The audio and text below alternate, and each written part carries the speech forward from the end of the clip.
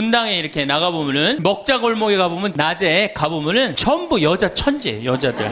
네. 남자가 없어요. 남자가. 찜질방을 가봐도 여자 천재예요. 여자 천재. 그 우리나라 경제권을 집안에서 60%가 여자가 결정한대요. 남자가 얼마를 결정하냐면 13% 결정한대요. 우리나라는 남자들이 결정권이 없어요. 우리 집에 그 어머니 그만 봐도 완전히 여자의 팔자가 완전히 고쳐진 걸 볼 수 있어요. 우리 어머니가 처음 시집 오셔서 어디서 식사를 하셨느냐면 부엌 부뚜막에서 하셨어요. 부엌 부뚜막.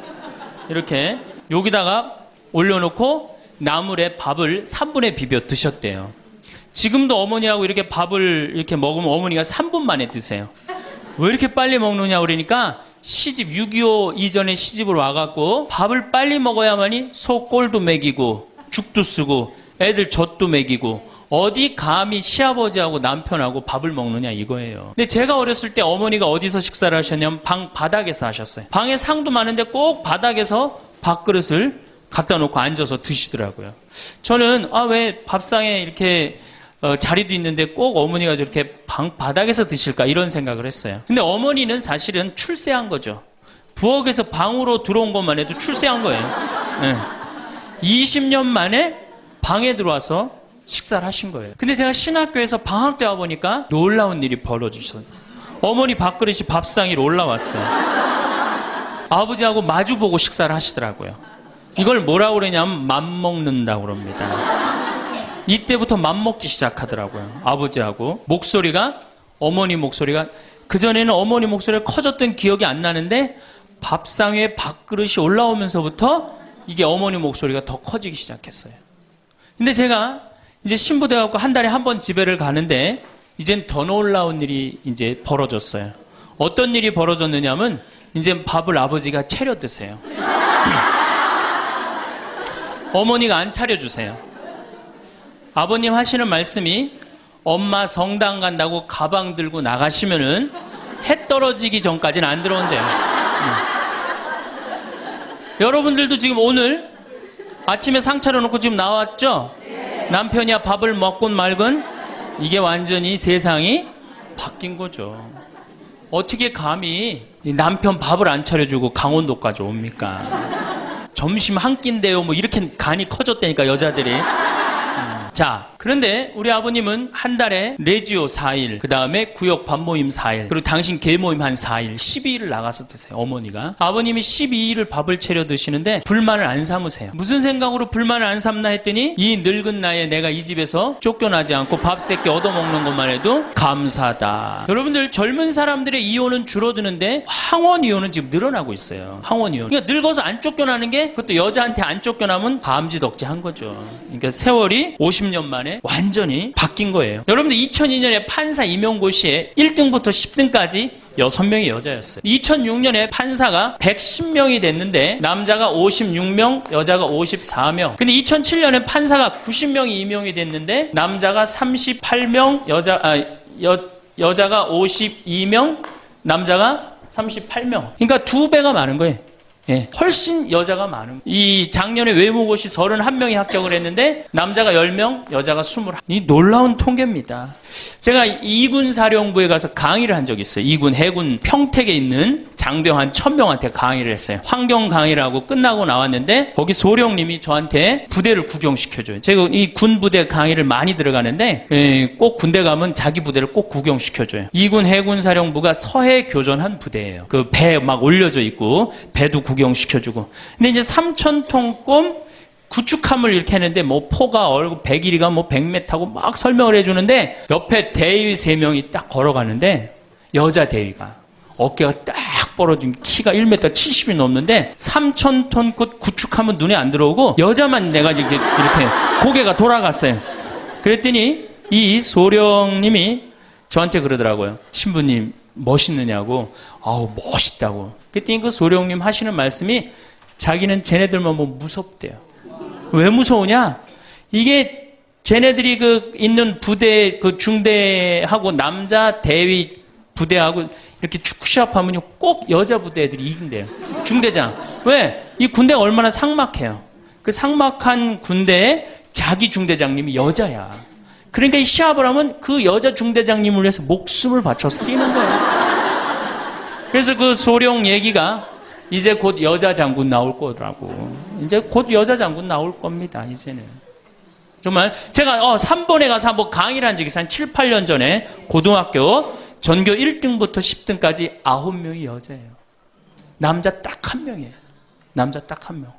안산에 보니까 전교 1등부터 10등까지 1등부터 5등까지는 다 여자예요.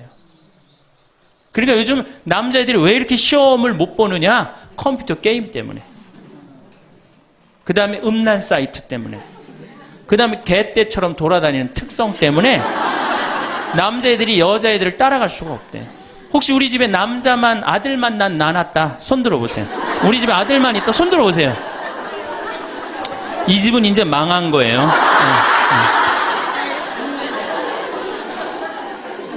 여러분들이 지금 조금 새말적으로 멀리 돌아오셨는데 거기에 횡성고등학교, 민족 4강 고등학교가 있어요. 그런데 10년 전에는 여학생이 한 명도 입학을 못했어요. 근데 재작년부터 여학생이 훨씬 많이 입학. 어딜 가도 여자가 약진을 하고 있어요. 2007년 여러분들 의사, 변호사, 회계사, 약사, 이거 고소득 일자리에 70%가 여자가 차지해요. 남자는 30%밖에 못 차지해요. 그러니까 완전히 이 여자 세상이 온 거죠. 일본의 골드만삭스라는 이게 굉장히 중요한 통계인데 이 여성들이 얼마나 중요하냐? 115개 기업을 조사를 했는데 여성 이사가 있는 회사는 10년간 일본이 90년서부터 2000년까지 0% 성장을 하죠. 10년간 주식이 96% 오른 건 다 여성 이사가 있는 회사만. 그때 일본은 전체적으로 몇 프로 올랐느냐? 13% 올랐다는 거예요. 우리 집에 이제 딸이 있다. 그렇다면 이제 역사의 한 페이지를 장식할 인물이 나올 거예요. 여기 계신 분들 중에 내가 아들을 놓으면은 처음에 아들이 고추 달고 딱 나오면 뭔가 여자로서 일을 해낸 것 같죠? 그렇죠? 내가 드디어 이 시집에 와서 이 집에 이제 대를 잇는구나.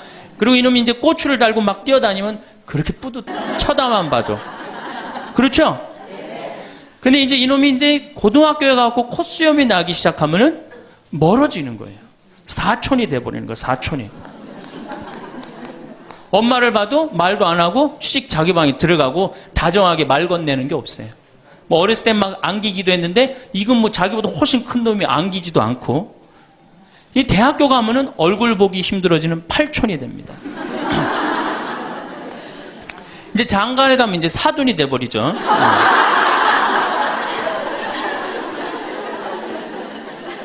제가 여기 여러분들 노인대학에 옵니다. 이렇게 1박 2일로 100분 정도 와요.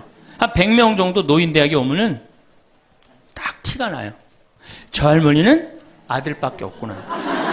저 할머니는 딸이 있구나. 확 티가 나요. 아들만 있는 할머니들은 옷을 이상하게 입고 와요.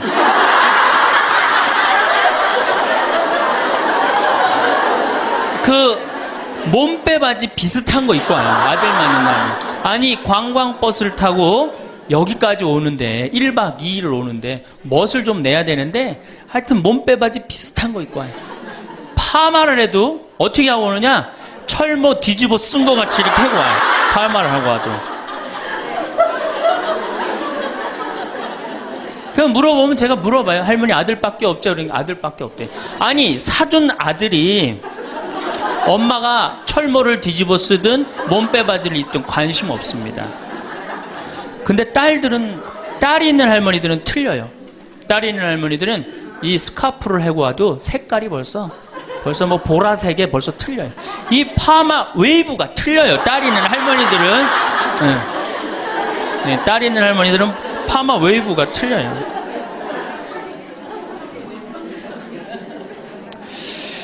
그렇다고 그러죠. 똑똑한 자식은 나라의 자식이 됩니다. 그렇죠? 똑똑한 아들 자식은 나라의 자식이 되고 돈 많은 자식은 그렇지 사돈의 자식이 되고 이게 어리삐리한 것만 내 아들로 남아서 평생 고생시키는 거예요. 어리삐리한 것만 내 아들로 남아서 평생을 고생시켜요. 그러니까 여러분들 중에 아들이 있다고 행복하고 뭐 믿고 완전히 시대를 잘못 알고 있는 거예요. 이제는 늙어서도 아들이 있어도 소용이 없는 시대다. 21세기는 자고로 누구의 시대냐? 여성의 시대다. 여성을 무시하면 어떤 공동체든 망하게 되어 있습니다. 어떤 공동체든. 우리나라에서 돈 제일 많이 버는 기업이 삼성이에요. 여성 이사가 제일 많은 회사가 삼성입니다. 아프가니스탄 여성 글도 안 가르쳐요. 그러니까 굶는 거예요. 샘 월튼이라는 분이 있어요. 이분이 누구냐면 월마트 창시자예요. 월마트 아시죠? 세계 최대의 기업이죠. 이 양반이 이제 세상 떠났는데 이 양반이 뭐라고 그랬냐면 당신 회사에 결정권을 가지고 있는 여성 이사가 30%가 넘지 않는다면 당신 회사는 10년 후에 망할 걸로 생각해라. 그렇게 얘기를 했어요. 그러니까 이제는 사회에 돈 쓰는 주체는 다 누구예요? 다 여자예요. 제가 수없는 강의를 해도 내 강의를 듣는 대부분은 다 누구예요? 여자들이에요. 남자는 그 시간에 어디가 있어요? 노예처럼 돈 벌러 나가면 그거 먹으러 다녀, 강의 들으러 다녀. 그러니까 돈을 쓰는 주체가 여성이기 때문에 여성을 이해하지 못하는 공동체는 망하게 돼 있어요. 그 많은 기업가들이 그걸 간파한 거예요. 제일 먼저 망할 때가 어디야? 한국 천주교. 모든 결정권이 누가 있어요? 남자들이 있잖아요. 주교님, 신부님들이 다 결정하잖아요. 난 걱정이 앞서요.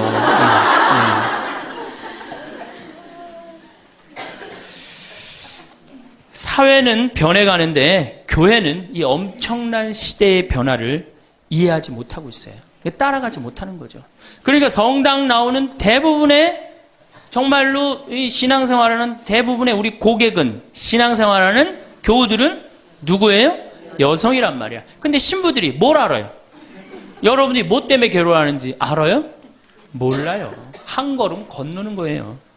이 늙은 나이 드신 할머니들은 뭐 때문에 괴로워요? 그놈은 며느리 때문에 괴롭잖아요. 근데 우리가 며느리 때문에 괴로워하는 시어머니를 잘 이해합니까? 못하죠. 젊은 여러분들은 뭐 때문에? 죽지도 않는 시어머니 때문에 괴롭잖아요. 성당에 와서 앉아 있어도 답답한 거예요. 정말 그런 뻥 뚫리는 얘기 별로 못 들어요. 그러니까 우리 천주교가 사실은 뭐 400만이다 500만이라 그래도 미사 참여는 120만 밖에 참여를 안 합니다. 그러니까 네 식구 중에 한 식구만 주일날 와서 밥 먹는 거예요. 망한 거죠, 사실은. 엄격하게 보면은. 근데 이런 심각성을 잘 못 느끼고 있는 거예요. 그러면은 여성들이 왜 이렇게 갑자기 살기 좋은 세상이 됐느냐? 이유가 있어요. 20세기에 10대 발명품이 있습니다. 여러분들 그게 뭐냐 하면은 상대성 이론, 원자탄 2차 세계대전을 끝낸 거, 페르마의 마지막 정리, 자동차, 비행기, DNA 이중 나선 구조, PC, 인터넷, 물리학의 양자역학. 이게 20세기 최대의 발명품인데 최대의 발명품은 1961년 독일 쉘링사에서 나온 아나보나라는 피임약이에요. 그럼 피임약이 나오기 전에 우리 어머니 세대, 70, 80이 된 어머니 세대는 애를 몇 낳았어요? 10명. 아, 멋있는 말 없어요? 한타스. 그건 멋있는 말이 아니에요. 우리 어머니 세대는 어떻게 힘 닿는 대로 낳죠. 힘 닿는 대로. 그런데 이거보다 더 멋있는 말이 있어요. 생기는 대로. 얼마 전에 충청도 레지아 그 강의를 갔는데 거기서는 충청도 사람들은 또 우리하고 생각이 틀리더라고. 닥치는 대로 낳대.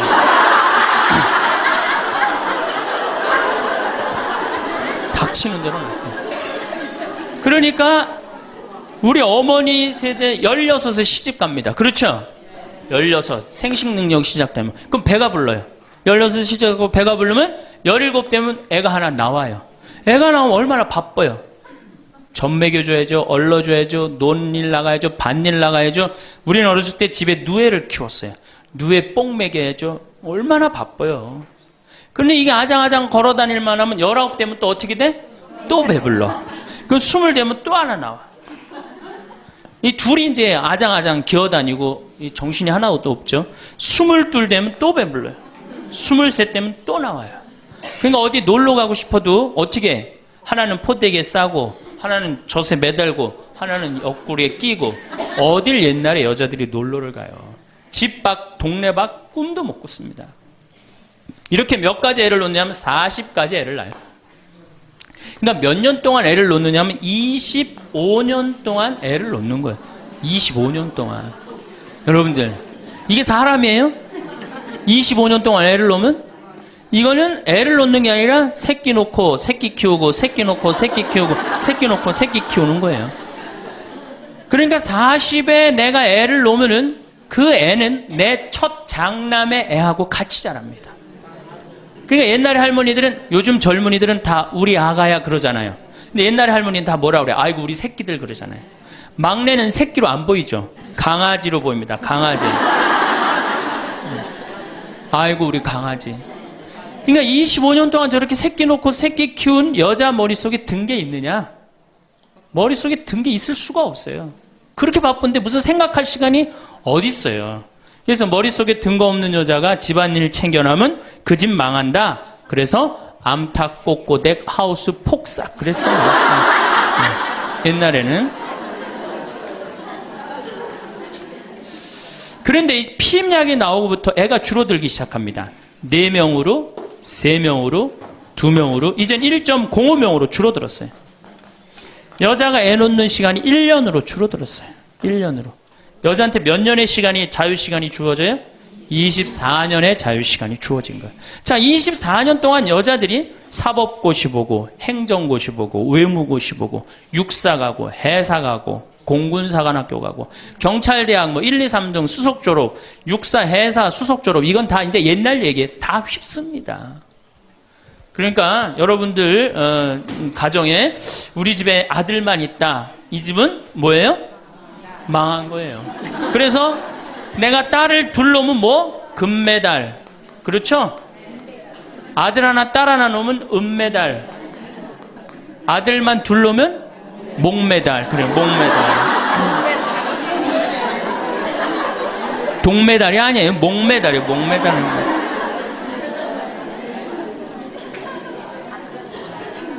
그런데 문제는 이렇게 여자들이 살기 좋은 세상이 됐어요.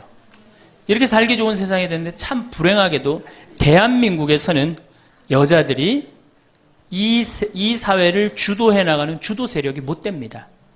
왜냐하면 16대 때 우리나라 여성 국회의원이 16명에서 300명 중에 5.4%, 17대 때는 39명, 300명 중에 그러니까 12%, 13%예요. 그런데 여러분들 정말로 잘 산다는 스웨덴은 국회의원이 42.7%, 덴마크는 29.8%, 30%예요. 그러니까 여성들이 사회에 진출해서 그 사회를 변화시키려고 굉장히 노력을 해요. 근데 우리나라 여성들은 사회가 뒤집어지든 엎어지든 지금 바로 여러분들 세대, 지금 30대, 40대, 50대 요 세대들은 관심이 없어요. 엎어지든 뒤집어지든. 지금 여러분들 우리나라 4급 공무원 100명 중에 여자 공무원이 몇 명인 줄 아세요? 딱 5명이에요. 그러니까 미국의 대사분이 우리나라에 이제 있다가 이제 미국에 가면서 한 신문의 칼럼에 글을 쓰고 갔어요. 대한민국 이상하다. 이렇게 여자들이 대학까지 나오는, 이렇게 많이 나오는 나라도 없다. 그런데 대학까지 나온 이 고급 인력이 시집만 가면 다 자기를 관둔다. 참 이상하다. 그래서 한국이 발전을 못하는 거예요. 그 인력이 어떻게 그대로 다 계속 사회를 위해서 노력을 해야 되거든요. 우리가 $10,000에서 $20,000로 넘어갈 때 여성의 사회 참여율이 모든 국가를 통계를 빼보니까 9% 정도 증가했대요. 여성들이 사회에 나가는 게. 우리나라는 1.6%. 사회 안 나가는 거예요. 왜 안 나가요? 2가지 때문에 안 나갑니다. 이 2가지, 이 병을 고치지 않는 한 우리나라는 선진국으로 가기도 힘들고 대한민국 정말 행복한 나라로 가기도 힘들어요. 첫 번째 뭐냐? 자식교육. 여기에 미쳐 있어요. 요즘 내가 이렇게 방송을 보면은 정말로 정신없구나 이런 생각이 들어요. 두 번째로는 텔레비전. 이게 또 방송으로 나가겠지만 이 텔레비전님에 미쳐 있어요. 텔레비전. 이 2가지 여자들이 완전히 미쳐서 사회에 건강한 세력이 되지 못하는 거예요. 그럼 자식 교육을 가만히 보면은 한번 보세요. 내가 이제 딱 아기를 가졌어. 임신을 했어. 요즘 젊은 엄마들이 임신을 딱 하면은 얼마나 이뻐요. 지금 이제 해도 나고 이제 조금 있으면 더 멋있어질 것 같은데 강도 예쁘고 산도 예쁘고 꽃도 예쁘고 하늘도 예쁘잖아요. 그럼 내가 세상에 태어나갖고 정말 이렇게 행복하게 살았으면 좋겠다 이런 생각하는 엄마들 거의 없어요. 임신을 하는 순간 내 뱃속에 서울대학 C가 들어왔다고 생각을 해요. 이 얼마나 불행해요. 그래갖고 뱃속에 있는 애한테 글자를 가르칩니다. 도화지를 이렇게 오려서 대한민국, 대통령, 뭐 변호사 뭐 이런 거. 그 다음에 이제 요즘 또 2개 국어를 알아듣는다고 How are you today, my baby? It's raining. 비 온다 이거죠 오늘. 사실 여러분들 태아는 뱃속에 있으면서 10달 동안 잔다고 그래요. 그 애한테 그래서 그걸 뭐라 그래? 태교라고 그러잖아. 교육을 시키는 거 뱃속에 있을 때부터. 얼마나 불행합니까? 뱃속에 있을 때부터 교육을 받으니.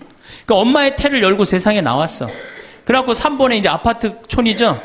아파트를 통해서 수리산을 너무너무 보고 싶어 애가. 구름도 보고 싶고 눈도 보고 싶고. 근데 이 잔인한 엄마들이 아무 생각 없는 엄마들이 아파트 베란다 창문에 한쪽에는 가나다라마바 차타카타를 붙여놓고 한쪽에는 A, B, C, D, E, F, G를 붙여놓고 수리산을 보고 싶어도 보여요 안 보여요? 글자에 가려서 안 보이는 거예요. 내가 누워서 모빌이 돌아가는데 기억 니은 디귿 리을이 막 돌아가요. 모빌이 겨다닐만 하면은 엄마들이 텔레비에는 텔레비전이라고 써놓고 냉장고에는 냉장고라고 써놓고 의자에는 의자라고 써놓고 그러니까 애들이 겨다닐 때마다 글자가 없는 데가 없어요. 그러니까 요즘 애들이 몇 살이면 한글 띱니까? 5살이면 4살 띄어요? 5살이면 한글 띄어요. 여기 계신 분 중에 초등학교 들어가기 전에 한글 띄신 분들 계세요? 없을걸요? 저는 초등학교 1학년 내내 받아쓰기 빵점이었어요. 기억나요? 1년 내내 빵점이었어요. 글자가 뭔 줄 알고 학교를 들어가요. 맨 뛰어놀다가 어머니가 어느 날 갑자기 여기다 수건 딱 달아주니까 이게 학교 가는 건가 보다 하고 학교 갔죠. 2학년 때 전 한글 띄었어요. 근데 내가 5살에 한글을 띈다. 흥분됩니까? 안 됩니까? 드디어 우리 집에 천재 태어났다.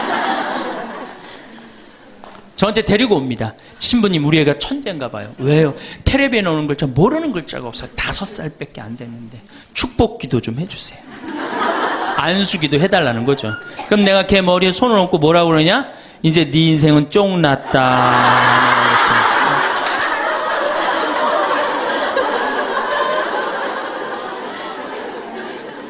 왜?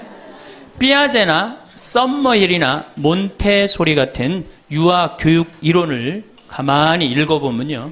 3살, 4살, 5살 때 뇌의 75%가 형성된대요. 이때 고정적인 개념을 가르치지 말라고 그래요. 근데 이 글자를 가르치면 글자는 잘 알지만 뭐를 몰라. 다른 걸 모르는 거예요. 그야말로 이제 똑똑 바보가 되는 거죠. 저한테 이렇게 말하는 엄마들이 참 많아요. 신부님, 우리 애가 머리는 똑똑한데 노력을 안 한다고. 없는 소리예요. 왜? 얘는 이제 머리가 완전히 막혀 있는 거예요. 이때 어떻게 해야 돼? 저는 어렸을 때 요때 어떻게 자랐느냐면은 스레트에 막 겨다니다가 떨어져갖고 끓는 물에도 떨어져 봤어요. 아, 이게 끓는 물에 떨어지면 디는구나. 그 다음에 팽이 깎는다고 막 낫으로 깎다가 여기 쳐갖고 아직도 여기 이 상처가 있어요. 5살 때 확 뼈까지 잘라갖고 이게 잘라지는 거구나. 이러면서 애가 뭐를 이해해? 세상을 이해한단 말이야.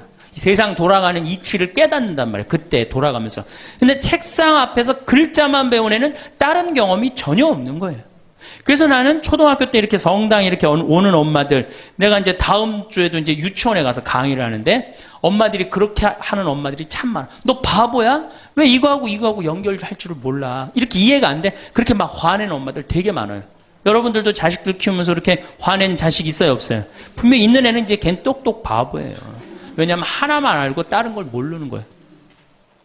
그래갖고 이제 천재인 줄 알고 초등학교에 들여놨더니 남들하고 섞어 놓으니까 어때요? 똑같은 애. 이때부터 이제 학원에 보내기 시작하는 거예요. 무슨 영어 학원, 속셈 학원, 웅변 학원, 피아노 학원, 무슨 요즘 서당도 있다고 그래. 서당. 저는요, 지금 우리나라 여자들이 얼마나 정신없느냐면요. 무슨 특목 유치원이 있대요. 고등학교 가기 위한 특목 유치원이 있다는 거예요. 이건 초등학교도 아니고, 그래서 9시부터 2시까지 공부를 하고 2시부터 4시까지 시험을 보고 간대요. 6살, 7살짜리 아이가 세상을 막 느끼고 누리고 행복하게 살아가야 되는데 머릿속에 뭐가 들어있는 건지 모르는 거죠. 내 아이가 어떻게 살면 행복한지를 모르는 거죠. 1등만 하면 행복하다고 생각을 하는 거예요. 이게 우리나라의 불행의 시작입니다. 전 국민이 불행한 이유 중에 하나예요. 그러니까 이게 돈이 얼마가 들어가? 20조가 사교육비로 들어간다는 거죠. 20조가. 큰 문제죠. 그래갖고 이제 초등학교 때는 엄마 말을 듣습니다. 왜? 엄마가 나보다 크니까. 때리면 맞아야 되고, 그리고 그때는 막 똑똑하지도 않잖아, 얘가. 근데 딱 6학년만 넘어서갖고 중학교 1학년만 되면요.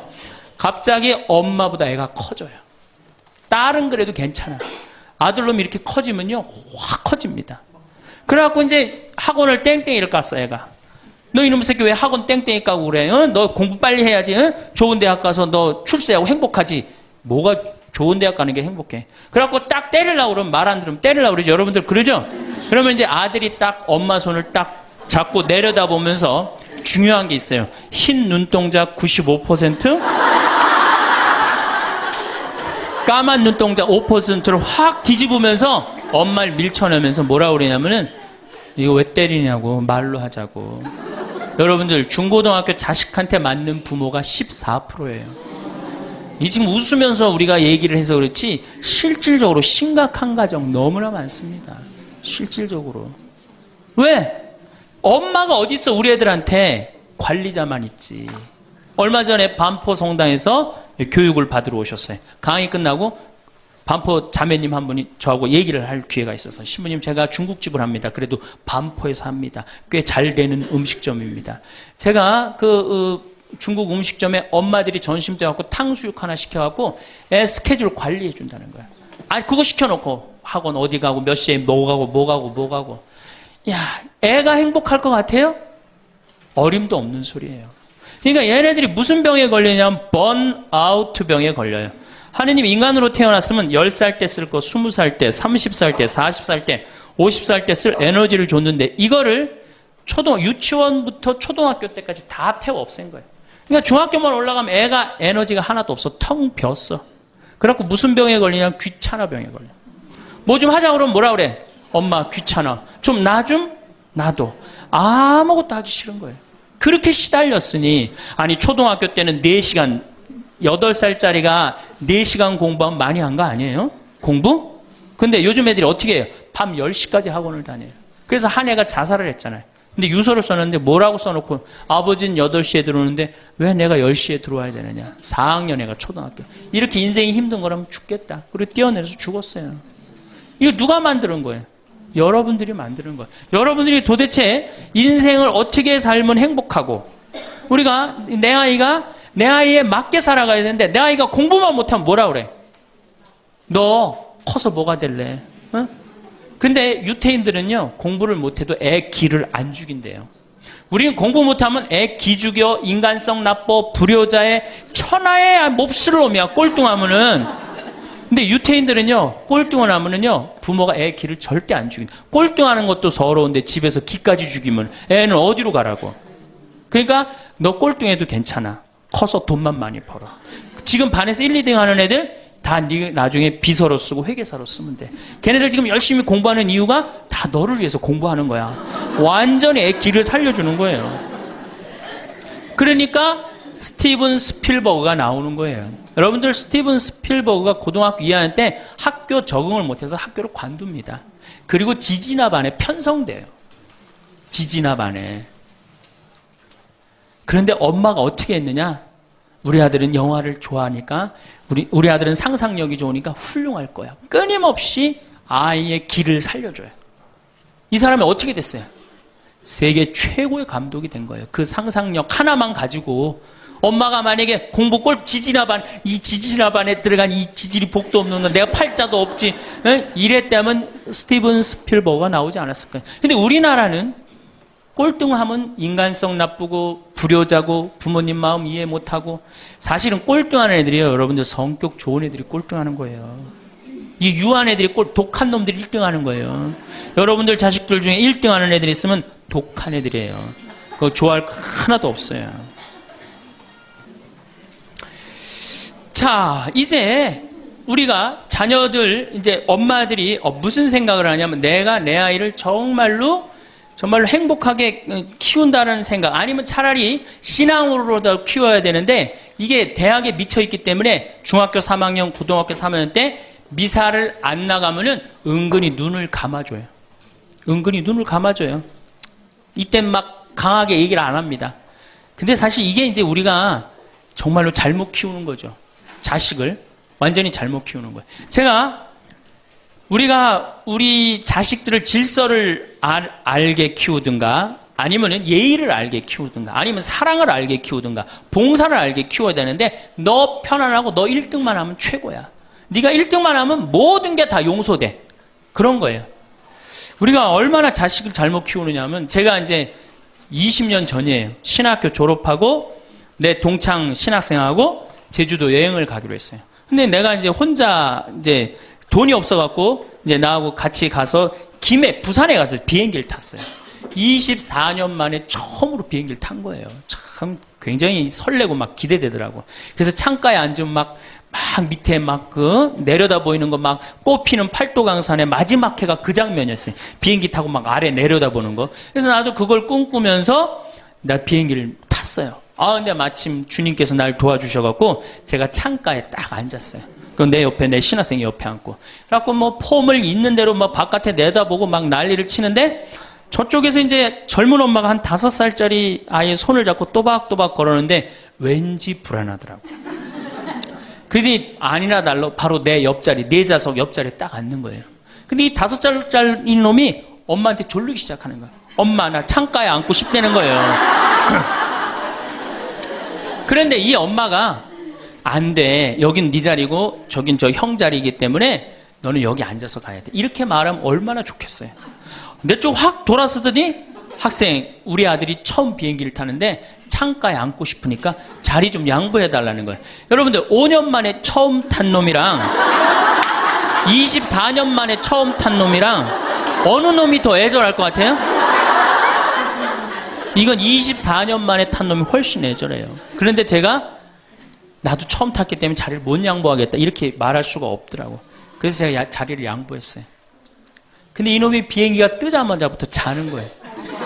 내가 내리는 동안 내내 째려보면서 결심한 게 있어요. 내가 죽을 때까지 저놈 얘기를 하리라. 그래서 지금 하는 거예요, 지금. 20년째 지금 하고 있어요.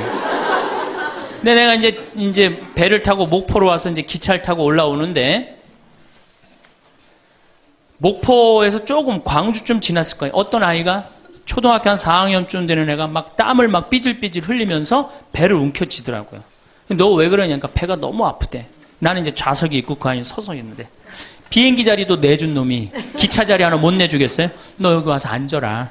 나 괜찮으니까. 그래갖고 얘가 이제 내 자리에 앉아서 한 30분을 가는데 그 엄마가 한참 보더니 일으키더라고요. 너 일어나라고. 그 학생한테 자리를 내주라고. 나 괜찮다고. 근데 그 엄마 말이 아직도 기억에 나요. 내 아이가 난 질서를 아는 아이로 자랐으면 좋겠다. 아프다고 이렇게 다 하면은 나중에 커서 얘가 뭘 알겠냐. 자기 편안한 대로 살 거 아니냐. 그러니까 나를 도와달라고 그 엄마가 그러더라고요. 이제 시간이 지나서 나는 그렇게, 지금 그 비행기에서 내 자리 뺏은 놈은 지금도 엄마 속을 썩일 거고, 그 기차 자리에서 일어난 아이는 지금 엄마의 영광이 됐을 거예요. 근데 우리가 자식을 키울 때 어떤 기준으로 키우느냐, 이 굉장히 중요합니다. 어쨌든 신부님은 결혼을 안 해갖고 자식의 소중함을 몰라서 그런 답답한 소리를 합니다. 그래갖고 이제 어떻게, 내 아이가 이제 서울대학을 갈 줄 알았더니 지방 무슨 제3대학을 졸업을 했어. 네. 졸업을 해갖고 취직을 했어. 그럼 부모 역할 다 한 거야, 안 해요? 부모 역할 다 한 거예요. 역사적으로 자식이 농사를 지을 줄 알았으면 부모 역할 다 했어요. 공자님 시대 평균 연령이 몇 세였냐면 38세였어요. 16에 시집을 가갖고 32, 33 때면 내 아이가 16이 됐을 때 부모가 기다려줬어요, 안 기다려줬어요? 안 기다려줬어요. 죽었어요. 그러니까 옛날에는 자식이 부모한테 애절합니까? 안 애절합니까? 애절해요. 죽지 말라고. 그러니까 옛날에는 장남이 어머니, 아버지 돌아가시면 어떻게 해? 손가락 깨물어서 단지해드렸어요. 입에다 피 넣어드렸어요. 그건 어느 장남이나 부모가 30대 돌아가면 다 합니다. 그리고 허벅지 잘라갖고 고기 먹고 싶다면 자기가 직접 해주고. 그게 뭐 상상이 안 가는 일이지만 옛날에는 그게 가능했어요. 왜? 이렇게 날 키우고 지금 죽으면 어떻게 하느냐. 그리고 옛날에 장남이 죽지 말라고 그러는 이유가 있어요. 왜 죽지 말라고 그러면 동생이 13, 17, 4, 1살이란 말이야. 아니 이렇게 나눠놓고 지금 죽으면 이거 누가 키워야 돼? 장남이 키워야 되잖아요. 그러니까 죽지 말라고 그랬던 거예요. 근데 우리 어머니가 60까지 살았어. 그러면은 이 1살이 시집 장가 가는 나이예요. 그러니까 장남이 너무 고맙다고 이렇게 내 동생 다 키워줘서 너무 고맙다고 잔치를 해준 게 바로 회갑잔치, 환갑잔치예요. 그러니까 옛날에는 환갑이 굉장히 의미가 있었어. 근데 요즘은 환갑을 차려줬는데도 이게 안 죽네.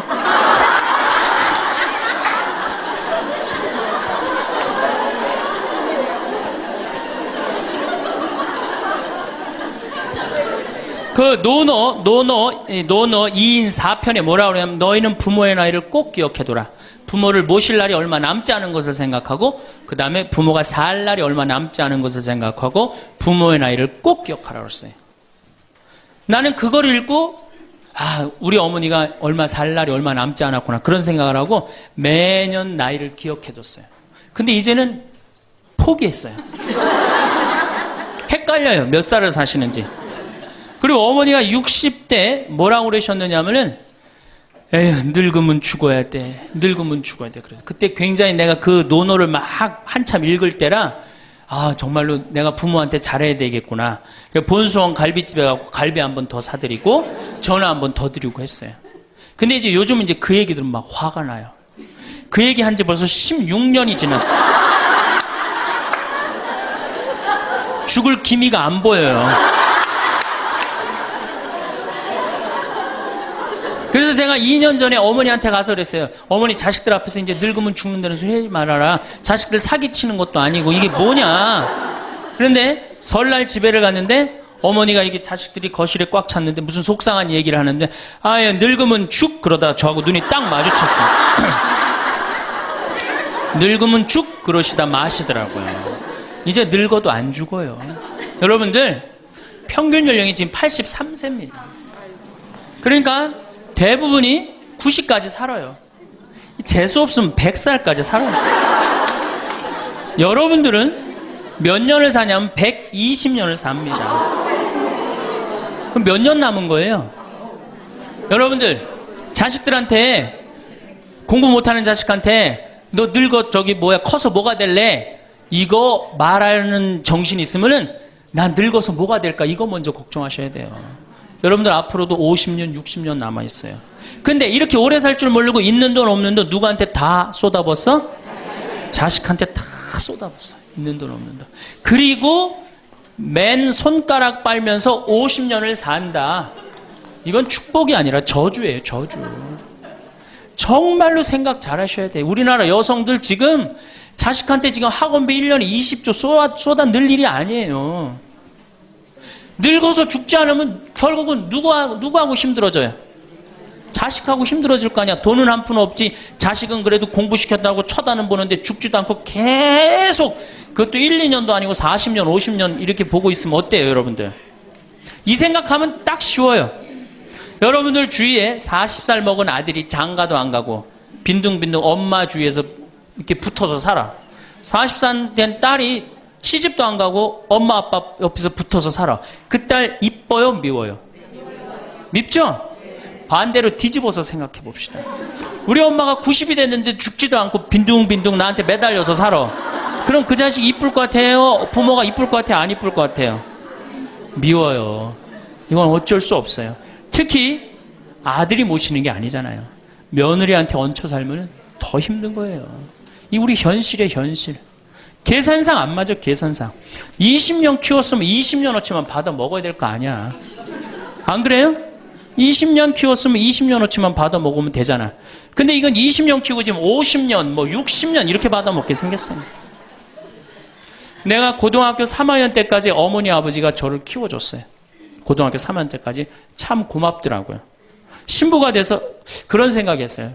그래도 옛날에는 뭐 신부가 집안 떠난다 그러지만 지금은 뭐 집안하고 신부하고 연관이 많아요. 그래서 내가 그래도 어머니 아버지가 나를 20년 키워줬으니까 내가 20년은 갚으리라. 20년 얻어먹었으니까 20년은 갚으리라. 그런 생각을 했어요. 참 기특한 생각을 했죠. 내 첫 활동비가 46만 원이었어요. 어머니 2만 5천 원, 아버지 2만 5천 원. 용돈을 드리기 시작했어요. 한 달. 지금 17년째 한 달도 안 빠지고 용돈을 드려요. 지금은 좀 많이 드리죠. 뭐 강의 다니고 그러니까 조금 제가 강사료 있으면 한 달에 뭐 5번, 6번 강의를 나가니까 그 강사료 중에 하나만 나눠줘도 용돈 많이 드리는 거예요. 17년 드려요. 한 달도 안 빠지고. 제가 생각해도 제가 기특해요. 이제 3년만 하면 끝나는 거예요, 이제.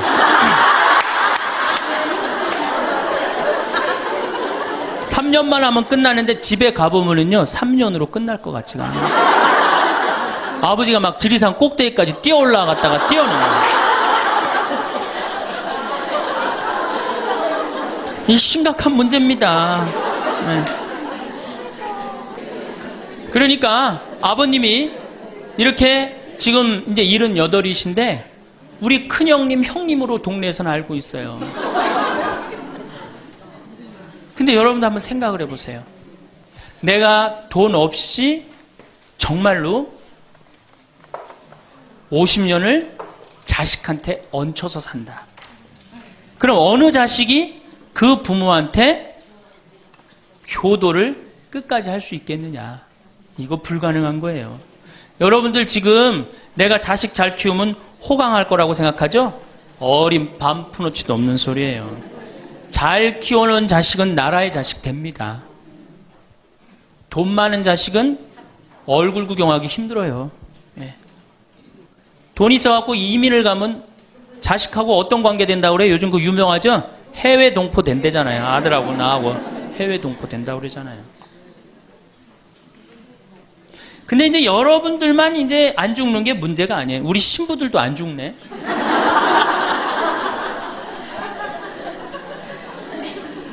신부들이 내가 신부 될 때 우리 수원교회 은퇴사제가 한 분 계셨어요.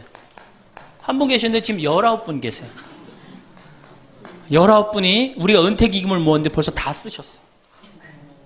그리고 이제 죽지도 않고 그대로 가세요. 지금 여기 지금 우리 교구의 최고 원로 신부님 지금 와 계시거든요. 예, 와 계신데 지금 이제 83인지 4인지 또 헷갈리는데, 예, 계신데 건강하세요. 제가 보기엔 한 95까지 사실 것 같아요. 그러니까 참 우리 신부들, 여러분들은 그나마 손자도 있고 손녀도 있지. 우리 신부들은 아무것도 없잖아. 은퇴하면은 땡이에요, 땡. 교우들이 찾아와요. 이거 1년 겨우 찾아고 1년 지나고 나면 내가 은퇴 신부님들 가보면 하루 종일 혼자 계세요. 그것도 1년 365일. 그러니까 이탈리아는 어떻게 은퇴를 안 합니다. 신부님들이. 절대 은퇴 안 해요. 왜? 외로운 걸 아니까. 이 실제로 있었던 일인데 93살 먹은 할아버지 신부님이 은퇴를 안 하는 거예요. 여러분들 시어머니 93살 되면 제정신이에요? 제정신 아니에요? 아니 93살 먹은 신부님이 93살이 정신이 오락가락 하는 거예요. 그러니까 이게 이 신부님이 혼배 때 이제 장례 강론하고 장례 때 혼배를 강론하고 막 이러는 거예요. 주교님이 머리가 아픈 거예요. 그래서 하루는 주교님이 찾아가서 신부님한테, 신부님 이렇게 은퇴하라고 그래도 은퇴도 안 하시고 이렇게 맨날 이렇게 헷갈려 하시고 하니 내가 보자 하나 보내줄 테니 그 보자 받아갖고 어려운 건 보자를 시켜라. 그래서 신부님 너무 기분이 좋대. 보자가 딱 온다 그러니까. 보자가 왔는데 70살짜리를 보내는 거예요. 70살짜리를 보내는 거예요.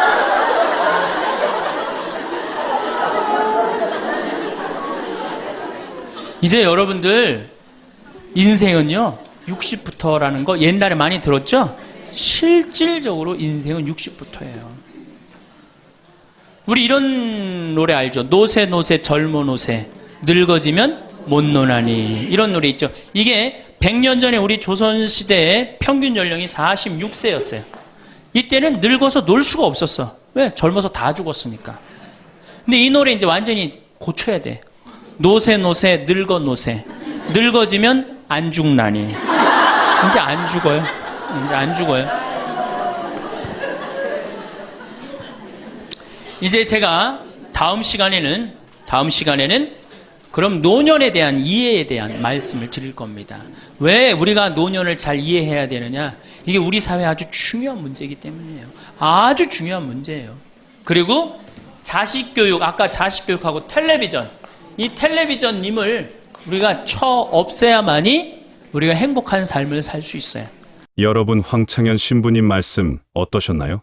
오늘 우리는 삶이라는 긴 여정 속에 나타나는 다양한 변화의 물결과 그 속에서 발견할 수 있는 소중한 지혜에 대해 함께 이야기를 나눠보려 합니다. 특별히 많은 분들께 깊은 울림을 주시는 신부님의 통찰을 빌려 우리가 살고 있는 이 시대의 모습을 다각도로 살펴보고 앞으로의 날들을 더욱 의미 있고 풍요롭게 가꾸어 갈 수 있는 방법들을 함께 모색해보는 시간이 되었으면 하는 바람입니다. 신부님의 말씀 한 구절 한 구절이 우리 삶의 잔잔한 파문을 일으키듯 오늘의 대화가 여러분 마음에 새로운 생각의 씨앗을 심는 계기가 되기를 기대합니다. 여러분, 요즘 세상이 정말 눈 깜짝할 사이에 변하고 있다는 것을 피부로 느끼고 계십니까? 그 변화의 중심에는 단연 여성들의 역할 변화가 자리하고 있다고 생각합니다. 혹시 이 점에 대해 깊이 공감하고 계신가요? 황창현 신부님께서는 일찍이 한 강연에서 21세기는 여성의 시대라고 힘주어 말씀하셨습니다. 이는 단순히 구호에 그치는 것이 아니라 우리 일상의 구석구석에서 실제로 일어나고 있는 현상입니다. 과거에는 집안의 대소사는 물론이고 자녀의 진로나 가정 경제 운영 같은 중요한 결정들이 주로 남성의 몫으로 여겨졌습니다. 하지만 지금은 어떻습니까? 신부님 말씀처럼 가정의 경제권도 자녀 교육의 결정권도 여성에게 넘어왔다고 해도 과언이 아닐 정도로 아내와 어머니로서 여성의 의견이 결정적인 영향력을 행사하는 경우가 많아졌습니다. 제 주변을 봐도 여행 계획부터 자녀의 학업 상담, 심지어 주택 구매와 같은 큰일까지 아내와 긴밀히 상의하고 그 결정을 따르는 남편들이 대부분입니다. 이는 여성이 가진 특유의 섬세함, 공감 능력, 그리고 현실적인 문제 해결 능력이 가정과 사회 전반에 걸쳐 긍정적인 힘을 발휘하고 있다는 명백한 증거일 겁니다. 더 나아가 직장에서도 여성 리더들의 활약이 두드러지고 사회 각 분야에서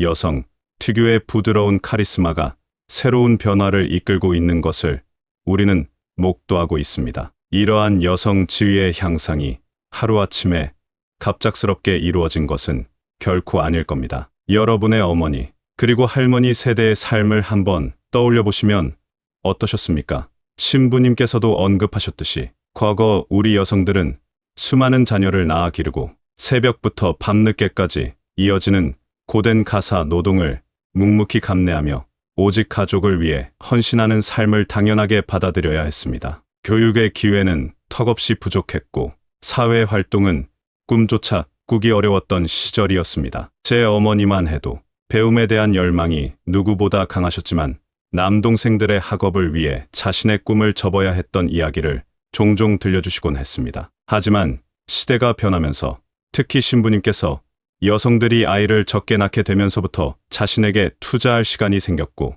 그 결과로 여성 상위 시대가 도래했다 분석하신 것처럼 여성 스스로 자신의 삶을 계획하고 목소리를 낼 수 있는 환경이 점차 마련되었습니다. 피임법의 발달뿐 아니라 여성 교육의 확대, 그리고 여성의 권익을 보호하기 위한 법적, 제도적 장치들이 마련되면서 사회 각계각층에서 여성들이 자신의 능력을 마음껏 펼치게 된 것은 우리 사회의 커다란 진보라고 생각합니다. 그런데 말입니다. 이렇게 훌륭한 능력과 잠재력을 갖춘 여성들이 결혼이나 출산, 육아의 과정에서 자신의 경력을 중도에 포기하거나 심각한 단절을 경험하는 현실을 마주할 때면 안타까움을 넘어 사회 전체의 손실이라는 생각마저 들지 않으십니까? 황창현 신부님께서는 대한민국의 똑똑한 여성들이 결혼하면 직장을 그만두는 경우가 많아 국가적인 손실이라고 날카롭게 지적하셨습니다. 실제로 제 주변에도 명문대를 졸업하고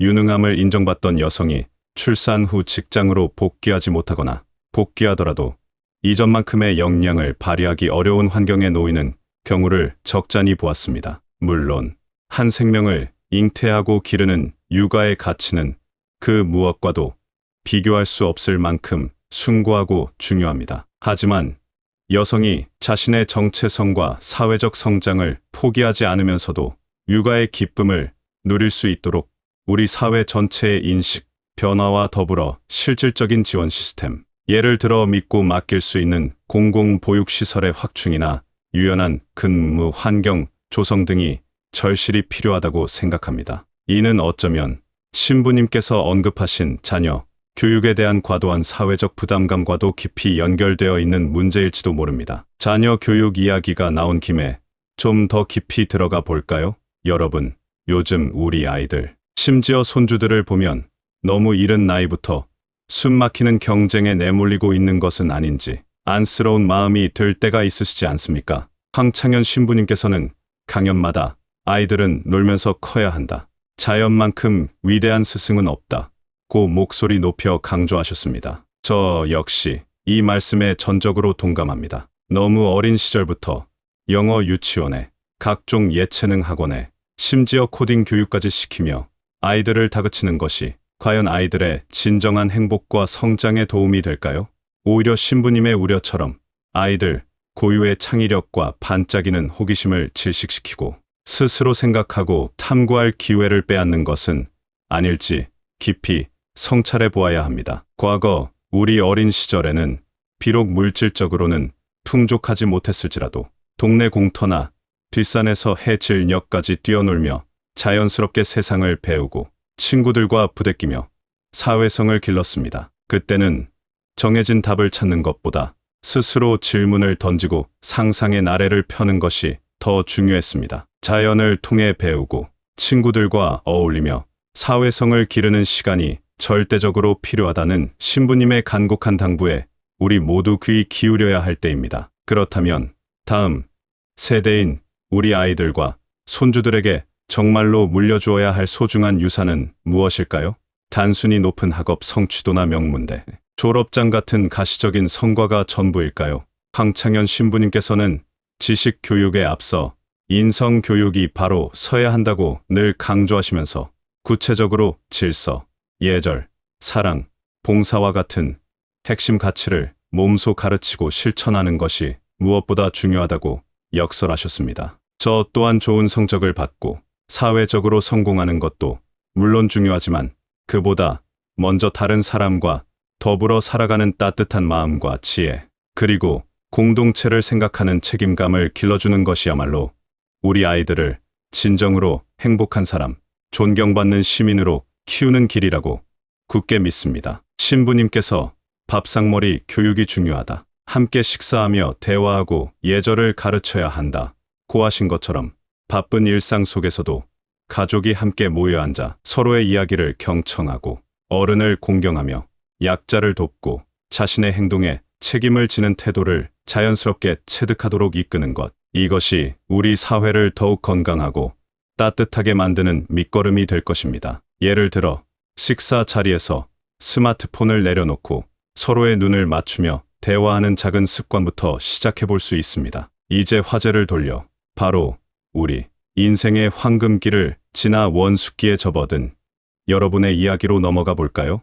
여러분, 요즘 의학 기술의 발달과 생활 수준의 향상으로 평균 수명이 과거와는 비교할 수 없을 만큼 길어졌다는 사실을 매일매일 체감하고 계실 겁니다. 황창현 신부님께서는 이제는 100세 시대가 아니라 120세 시대를 준비해야 한다고까지 말씀하시면서 길어진 노년의 삶을 자녀에게만 전적으로 의지하려는 생각에서 벗어나야 한다고 간곡히 당부하셨습니다. 과거 대가족 제도하에서는 자식, 농사 잘 지었다는 말이 최고의 찬사였고 자녀들이 연로하신 부모님을 봉양하는 것이 당연한 효도로 여겨졌습니다. 하지만 시대가 변하여 핵가족화가 일반화되고 자녀들 역시 각자의 치열한 삶을 살아가야 하는 오늘날 부모 부양에 대한 부담감은 이전 세대와는 또 다른 무게로 다가올 수밖에 없습니다. 따라서 우리 스스로가 먼저 건강을 적극적으로 챙기고 경제적으로도 가능한 범위 내에서 미리미리 노후를 준비하며